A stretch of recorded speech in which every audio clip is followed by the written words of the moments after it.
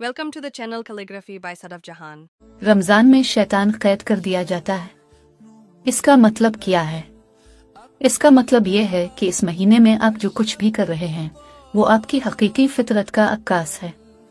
अगर आप इस महीने में नेक काम कर रहे हैं, इबादत कर रहे हैं, जरूरतमंदों की मदद कर रहे हैं, तो ये आपकी असल पहचान है। लेकिन अगर आप इस महीने में भी बुराइयों में मुलव्वस हैं, गुनाहों में मुब्तला हैं, तो ये आपके नफ्स की कमजोरी है। याद रखें, रमजान सिर्फ एक महीना नहीं, ये एक मौका है अपनी जिंदगी को बदलने का। ये एक पैगाम है अपनी इस्लाह का। रसूलुल्लाह सल्लल्लाहु अलैहि वसल्लम ने फरमाया, बहुत से रोजादार ऐसे हैं जिन्हें भूख की शिद्दत के सिवा रोजे का कोई फायदा नहीं होता। अफसोस की बात है कि आजकल बहुत से नौजवान लड़के और लड़कियां रमजान के मुकद्दस औकात को टीवी और मोबाइल पर ज़ाय कर देते हैं। इस्लामी नाम के बहुत से चैनल खास रमजान में शुरू होते हैं, जिन पर रमजान की मुनासबत से प्रोग्राम पेश किए जाते हैं।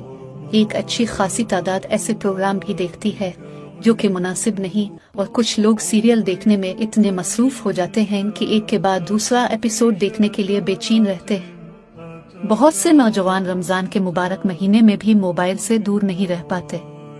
वो कभी फेसबुक, कभी व्हाट्सएप, कभी ट्विटर और कभी इंस्टाग्राम पर होते हैं। कुछ लोग सारा दिन वीडियो गेम खेलते हैं या सोते रहते हैं। इस तरह वो रमजान की बेहुरमती करते हैं और नेकी के बजाय बदबख्ती और महरूमी जमा करते हैं। आइए इस रमजान अपने कीमती वक्त को ज़ाय होने से बचाएं।